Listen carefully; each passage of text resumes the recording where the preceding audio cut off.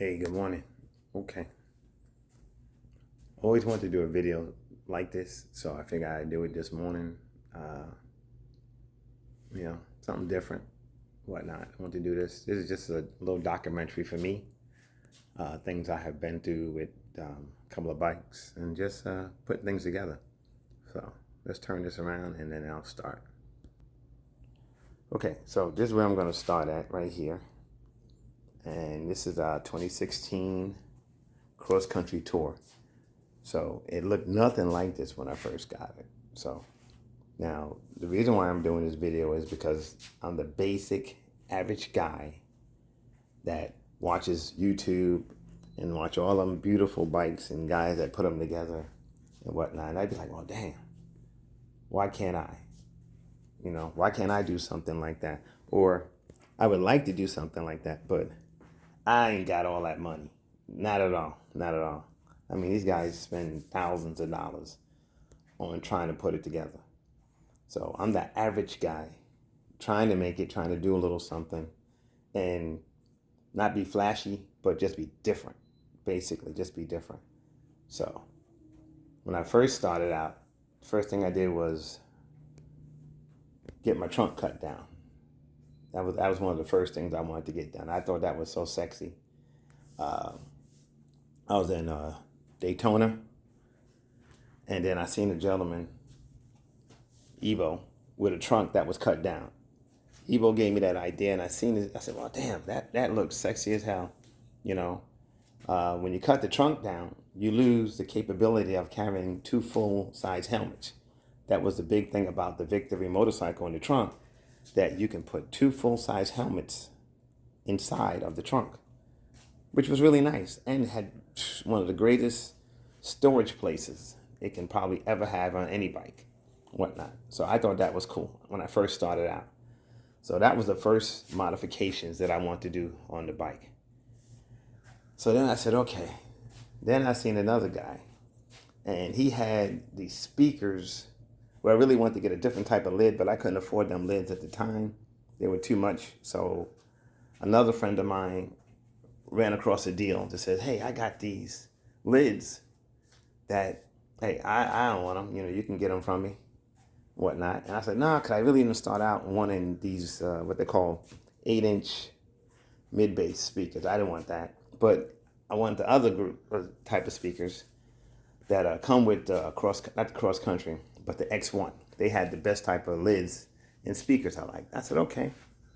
Well, being that I can't afford them type of lids, I'll get these, get them painted, okay, and then I'll install the speakers and whatnot. So then I said, okay. After that, I seen the exhaust. So I had another friend that said, hey, I got this exhaust here. It's too loud, and I want to get rid of it. Do you want this exhaust system? His name was Mark. Had a cross country tour, and I was like, yeah, shit, you kidding me? Why would I not want better sound? So then I went and got that exhaust from him. So then the other modification was the exhaust. Okay, so then after I got the exhaust, I said, well, I got to change the tips. So give it a little bit more custom look. So then I changed the tips. So I went about changing the tips on the back of the bike. So then I said, okay, now I'm good. But then I had up front, it had the factory radio, and I was watching YouTube again, and also going on Facebook, and all these guys were changing out the head unit. I said, man, this is my third head unit that I changed out to. I still got the old one, but this is my third one that I got. I said, okay, let's try that. We're going to change out the head unit. So then when I changed out the head unit, I had to change out the speakers to get the sound. So I was like, oh, shit. So now Pandora's box is becoming, because you never know what's in the box when you're messing with it. So I said, well, let me call it Pandora's box, because there's so many different things in the box, you just never know what's going to come out of it. So I called it Pandora's box. All right, so then after we did that, I said, okay, we changed the speakers. We put the 6.5 PRVs. Then we changed to the other PRVs, 35s, okay, which we have here. We had these in there. Okay. Well, they don't do very good in the rain anyway. And if you have to change the coil in here, you got to be able to be a good solder. Okay. I suck at that. Don't solder. Okay. All right. So then I had a pair of these 5 1/4 PRVs. Yeah, I still got this shit. It's crazy that I had in there. And I said, okay. They said I had to upgrade to 6.5. So put the 6.5 in there. Then they said, well, you need an adapter ring to put in there to mount them. I said, oh, geez, okay. So here we go again. So I said, all right, now what's I'm gonna do next? Next part came the seat. Now the seat, which was it's a real beautiful seat, I had it custom done up with styrofoam or memory foam, and then I still had to have the heating system in there. I have front seat heating, rear seat heating. So that way, in the rain or in the cold, guess what? There's a little button down here. Hit them 2 buttons, guess what? Your booty gets warm. All right, so that was good, whatnot. So then I had another friend that he had these coils or spark plug wires. Okay, so I said, well, let me upgrade to a new type of wiring system. So I got good connection, good starting power. Did that, did a little upgrade there. So then I said, all right, well, I want to change the front part. Now, these speakers here, little tiny tweeters. Okay, so I said, the front part of this dash had a cut in it. I didn't like it. So I put the speakers in there. Then I said, you know what? I don't like that. So I disconnected them, but I still had the hole. So, all right. So now that had to happen. So then I had the microphone here so I can have a conversation and whatnot, which really, going 90, 80 miles an hour doesn't work really well. Doesn't work really well at all because wind noise, you get that. So then I said, okay, let me change out the mirrors. All right, change out the mirrors. Okay, so changing out the mirrors because I didn't like the stock mirrors. Still got them. Still got the stock mirrors. I said, okay, let's change that out. Another crazy thing was taking this radio and changing it here where it controls with the controls here. Okay, so I had to get the AS1W or AS1W and install that. Okay, again, I had to watch a videotape by Ebo down in Daytona on how to hook that up. That was crazy. Okay, so then the padding, I had to get this here. And the reason why I had to get this type of padding is because I have a heating system for my hands, which is here, which I didn't want to disconnect because that's a feature that comes with the bike here. You have heated grips, heated seat. Who would want to take that out? I don't want to take that out. So I had to find a padding that goes over and allows the heat to come through so you still get the full, let's say, effect of your hands being warmed up without a problem. So then when I changed that out, okay, that was hard as heck to find them and to put them on. I had to change the tips. The tips here on the handle, I said, let me change that out because that matches the exhaust. Okay? So aesthetically, trying to do everything and trying to make it match and everything, I was like, okay. So then I said, what little items can I do to make the bike different? So I said, oh, look, let me paint the floorboards. The floorboards are great. Love the floorboards because feet sit on it great, no problem, or whatnot. And I figured, well, hey, that's a nice quick additive right there. Put a little paint on it, tape it off, spray it down, get some good paint. It's a good deal. Didn't want to buy a new cover here, so I said, all right, let me take that shit off and take it off and paint it. Okay, that was the next thing. Take that off. Okay, so now I'm like, oh, I'm looking at the bike here. I said, what else can I do different? So then I was riding around one day and I seen this guy that was tinting the rear view lenses on cars. And I was like, well, damn. Imagine if I tinted the back end of the bike. Now, I did that and I said, it's black. I like that. And then I did the other black. But then in the daylight, the scary part was a car almost ran into the back of me because he said, you could hear that screeching because he said he couldn't see the lights when it was on, or my blinkers, because they were so dark. I said, okay, well, it was a great idea, great effect, but guess what? Dangerous. Okay, so I had to change that out. And I said, all right, let me put a little line and a little strip. And let me show you what I did with that.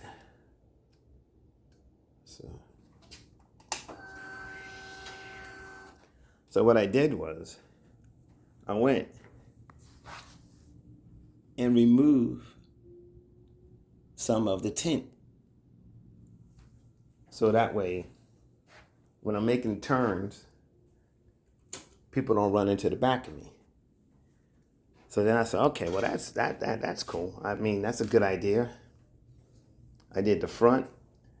Let me get to the front here. I tinted the front. It looks black. As you can see, it looks black. But when you hit the light, I put a little line in there, again in there, so that you can tell what direction I'm going in. So then I said, okay, what's next here? I started painting just little accents right here. This thing here, I got two of them, but I think to me it's just cool and whatnot. So then I said, okay, a friend of mine named Rudy, who's a J-Ville Rider member, had these lights. I said, damn, them lights are, driving lights, running lights. They're nice. I like that. So I said, well, how do I hook that up? So then I said, well, I'm going to have to, go to YouTube. And YouTube tells you all type of things on how to do simple repairs and how to put these lights in, how to install them. Okay, so I did that, put that on. Okay. So now we got that going, all right? And then I said, okay, I want to change the windscreen. The skulls have always been my theme. Always been in the skulls. For some reason, the flesh, the body, the bone, that's just me. It's always been that way. Always had skulls. So I said, okay, let's do that. Then I seen this headlight. I said, okay, the factory headlight, I mean, it's real nice. I still got it over there in the box and whatnot, just in case. I seen this other light here that has, this is just real cool. Where you turn the switch on and you get like a glow, like a halo on the headlight, without turning the bike on. It's a nice effect and whatnot. So I had to hook up a switch there so I could turn it on and off. There we go. So then I had another friend, Miami. He changed his rim and went and got a 21. And I was like, man, that's too big. Okay. But I'm going to try it. Ran into another friend, Mark Rogers, that was selling a 21 in a fender. I said, oh shit, okay. I'm going to pick that up. Whatnot. I thought that was a nice rim. I thought it was sexy. So I still got the original, just in case, if I have to put it back to stock. But the highest you can go on a cross country and still keep the same rotors and the brake system is a 21. So I went and did that. So then I said, okay, what's next? I want to get some riding pegs. I thought that was so cool, people riding out there with the pegs and whatnot. So with your feet out, it's comfortable. So I like that. Now I went and got the adjustable lowering link to bring the bike down because I thought that was cool. Okay, well, yeah, it does look cool. The problem is when you ride other people, bike is so low, that's a possibility of it hitting the fender underneath. So that was crazy. So then I said, okay, I'm going to lose all my storage here because I done cut the bag down. So then I had to find out another type of storage. So I had this bag, which I had for my M109. Okay, it's a good bag. It's good storage. And I could put my half helmet in there. Because I went and then I changed out my speakers here. Now the lids are great and wonderful.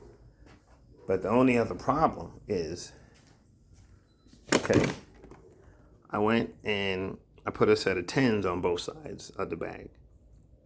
So I can get, sneakers, shoes, pants. I mean, I could still get plenty of storage, but I lose most of my bag storage because of the speakers. So I said, okay. So then I had to figure that out, put a little carpeting around it and whatnot. So Miami, another member that used to be a member of J Varieties, turned me on to this little covering here, like the eagle beak. I thought that was cool. Eagle beak was nice and whatnot. And it was crazy how he told me he wouldn't get it until after I got mine because he didn't want to think that I was biting off his style and whatnot, which I was, because I thought that was a good idea when he sent me a picture of it. I'm like, I got to get that. That's different. So, again, the reason why I did the video is just to show basic guy just trying to do things. I mean, we all watch these other people on YouTube. Nice custom paint work, nice bags, nice speaker system sounding great. You go to all these bagger conventions and listen to these shows, the sound offs and whatnot. And all you're trying to do is not compete, but just to get a little bit of good sound out of your machine. That's it. There's no competition. There's no shows and whatnot. Yeah, I got wires showing and stuff like that. I don't have the technology or the money that these guys have to do up the bike or get a nice paint job. Because one, I'm going to ride this shit. So me spending a whole lot of money on a paint job is ridiculous because I'm going to ride this. I'm going to have bugs. I mean, I got nothing but bugs and chips, and I done ran over a couple of things. I got a couple of cracks under the fairing. So I have definitely said I can't do some of the things that these guys do because if you trailer it, that's great. But for me, I want to be able to ride it. That's the experience I get riding. So I'm going to tear up a couple of things to ride it is what I'm going to do. And that's just what I like to do. I like to ride, whatnot. Nothing wrong with it. And I think all them guys that do all them crazy things to the bikes is beautiful. And I love the ideas and I appreciate what they do. I think it's a beautiful thing. And I get a lot of ideas from that. I just try to make my own ideas and incorporate my own style so that when you do see this thing, or this bike here, or Pandora's box, you know that it's built by me, and I ain't got a whole lot of money. I got to manufacture, make, break, or try to make work. Believe it or not, the hardest part of this is one of the most difficult things here. I went and installed these lights here in the back. I had another set, and just trying to hook up to the braking system was a pain in the ass for me and whatnot. I went and I had another light, had an extra piece of the light. And I said, the Harley guys, they have all of that stuff. They have all that stuff. The Harley guys have lights in the back. And I was like, shit, I thought that was so cool. I don't have a wing in the back like I wanted to, but the light, I want it. So I said, well, electrically, I'm pretty good. Putting lights inside the exhaust, I did that. That was different. So if you look at my exhaust, that lights up. I always wanted to have a ring. I thought that was so cool and whatnot. So just trying to make things different, basically, is what I try to do. And that's the story of Pandora's box. Had it for 3 years, and this is where I'm at. So felt like doing a little video about it. I got a couple of more things to do besides ride and go different places. Mostly I go to Louisiana, 8-hour trip, but it's not bad. I mean, I enjoy it. I'm not a cross country guy, whatnot. Well, I'm kind of too old for that. And plus, I don't have a job anymore, so can't be doing all that type of riding, whatnot. So, but that's it. That's Pandora's box right here in a nutshell.